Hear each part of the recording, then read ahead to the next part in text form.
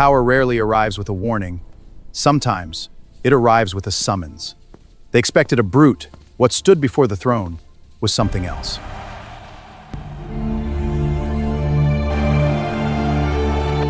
Put them on. I want my personal slave to look good and presentable at all time.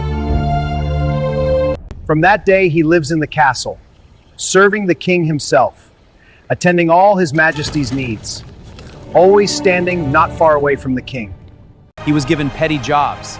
Acting as personal messenger, his loyalty was still in question. So he spoke little, but in silence he missed nothing. Speak quickly, guard. What news? Urgent messages from the king, my lord. The night watch is set, my lord. For the king! But that night, in the dark of the moon, assassins come slipping through the walls, and he sensed danger. When steel came for the king, it found him waiting. That night, all assassins fall to his blade. Loyalty proven in blood became power. For the crown! Justice is served. Thank you, son.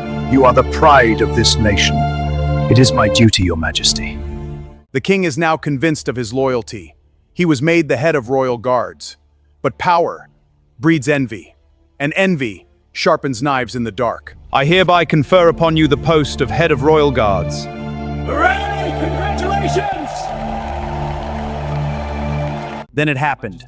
One accusation, strong enough to bring down a kingdom's strongest man. They want him dead. By the heavens! No, it can't be! We must act now! The nobles are complotting against him. Money and sword buy souls. With bunch of actors, they set up the play of the year. Your Majesty, the reports are true. The person I saw last night matched the description of the accused. The charges are high treason and sedition against the crown.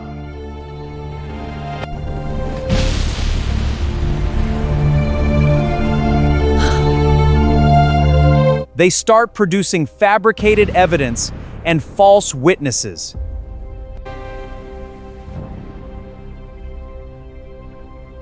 They show the court of his correspondence with the enemy and his ancestral dagger as evidence of his treachery. All evidence lead to him as the traitor who collaborated with the enemy to end the king's life. The charges are grave and proven beyond doubt. It was orchestrated well. The evidence and witnesses all lead to one conclusion: he is guilty. I am disappointed. Chain him and throw him in the dungeon!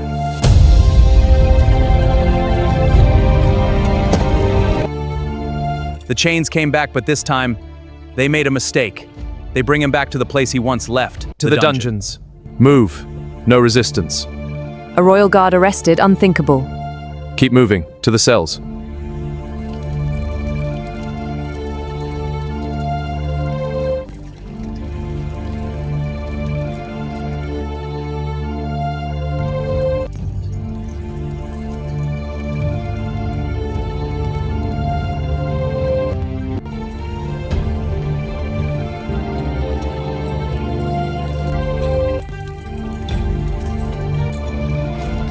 He was locked. He sat on the floor waiting for tomorrow, the day where his body and soul will be parted forever. That night, the king stands silent in front of the window. His mind and soul is battling. He needs to know the truth. Because a king can doubt a man, but he can't forget who saved his life. He walked to the dungeon, facing the slave. And in the darkness below the palace, only one question remained, a question that would decide everything. One question, one answer, no fear. I will not plead guilty for the crime I didn't do. In the darkness, only one question remained. Did you betray me? And the answer did not tremble. By dawn, the kingdom gathered, believing they had come to witness the end of a traitor or witness something far more dangerous, the truth. And in the final moment, truth has a way of arriving, and when it did, the king chose not the blade, but the truth behind it. And when the dust finally settled, the man who once wore chains no longer stood beneath the throne, but beside it. From today, this barbarian is my son! I decree for a thorough investigation.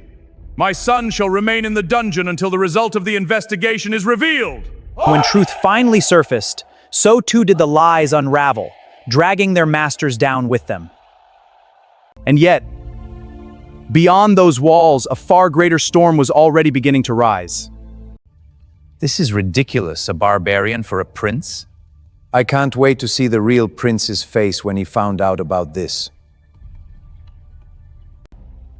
Unfortunately, he is leading his army fighting the enemy at the border. I hope he died in the battle. Yes, we reveal his location to the enemy and make him a hero, the prince who died for the country. Kill his father, and the throne will be ours.